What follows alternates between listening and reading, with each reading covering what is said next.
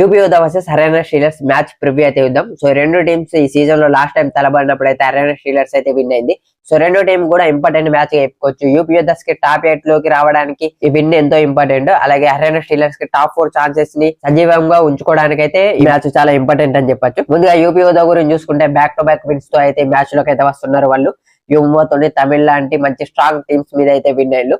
ఇక వాళ్ళ రైడింగ్ లో గుమాన్ సింగ్ అయితే లాస్ట్ 2 మ్యాచెస్ గా సూపర్ పర్ఫార్మెన్స్ ఇస్తున్న ఒక మ్యాచ్ లో సూపర్ టచ్ చేస్తే ఒక మ్యాచ్ లో 8 పాయింట్స్ అయితే స్కోర్ చేసిండు. భవానీ రాజ్పూత్ మంచి సపోర్టింగ్ రైడర్ రోల్ అయితే పోషించుతుందని చెప్పొచ్చు. గగన్ గౌడ లాస్ట్ మ్యాచ్ లో 6 రైడ్ పాయింట్స్ చేసిండు. అంతకు ముందు మ్యాచ్ లో ఒకే రైడ్ పాయింట్. సో అతని నుంచి ఇంకెక్కువ ఆశిస్తారు టీం అయితే. సో అతను కూడా సూపర్ టచ్ చేయాలి టీం ఇంకా కంటిన్యూస్ గా విన్ కావాలంటే.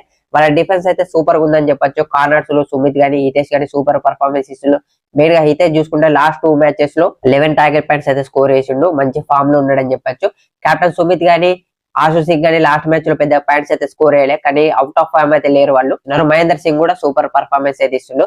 సో డిఫెన్స్ అయితే చాలా మంచిగా పర్ఫార్మ్ చేయాలి ఈ మ్యాచ్ లో విన్ కావాలంటే. వాళ్ళ హర్యానా స్టీలర్స్ దగ్గర మంచి రైడర్స్ ఉన్నారు.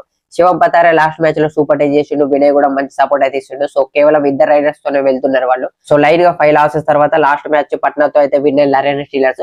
ఆ మ్యాచ్ లో కూడా స్టార్టింగ్ నుంచి డామినేట్ అయితే వేయలేరు వాళ్ళు.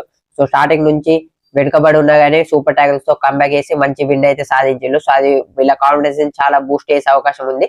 హర్యానా స్టీలర్స్ డిఫెన్స్ కూడా చాలా మంచిగా ఉందని చెప్పొచ్చు. యూపీ యోధా రైడర్స్ లాంటి టాల్ రైడర్స్ ఆపాలంటే హర్యానా స్టీలర్స్ లాంటి స్ట్రాంగ్ డిఫెన్స్ అయితే ఉండాలి. ఇక హర్యానా డిఫెన్స్ లో కార్నర్స్ అయితే సూపర్ పర్ఫార్మెన్స్ ఇస్తున్నారు. హర్దీప్ గానీ రాహుల్ సెత్పాల్ గానీ అలాగే సాహిల్ అని ఆల్రౌండర్ ని కూడా ఆడిపిస్తున్నాడు. అతను కూడా లెఫ్ట్ కార్నర్ లో ఆడుతున్నాడు అని చెప్పొచ్చు. లాస్ట్ మ్యాచ్ లో డిఫెండర్స్ అందరు కూడా సూపర్ పర్ఫార్మెన్స్ ఇచ్చిళ్ళు. కెప్టెన్ జయదీప్ దయ్య కూడా 6 ట్యాకిల్ పాయింట్ చేసిండు. కానీ అతను కొంచెం జాగ్రత్తగా ఉండాలి. పట్నాతో మ్యాచ్ లో అయాన్ లోచప్ అయితే అతన్ని టార్గెట్ చేసి మరి చాలా టైమ్స్ అయితే అవుట్ చేసిండు.